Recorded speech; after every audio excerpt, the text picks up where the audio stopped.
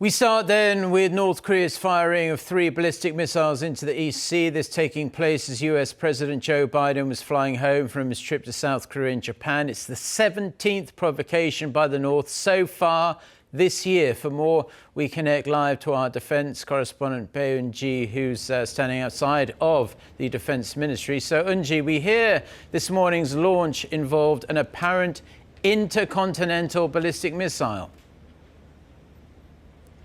That's right, Mark. The North fired what appears to have been an ICBM at 6 a.m. this morning. Then about 30 minutes later at 6:37 a.m., the regime fired another. And then there was a third launch, which was likely a short-range missile, fired about 5 minutes later at 6:42 a.m. All 3 missiles were fired from the Sunan area in the North's capital city of Pyeongyang. South Korea's Joint Chiefs of Staff said the suspected ICBM flew 360 kilometers at an altitude of up to 540 kilometers.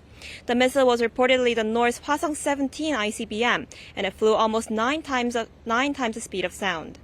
As for the second missile, it was launched but was no longer detected soon after it was fired. South Korea's military said further research is needed to see if it failed. The last missile flew 760 kilometers. Today's missiles were launched the day after Biden left Japan, where he wrapped up his trip to Asia. And it came just 4 days after a summit with President Yoon in Seoul.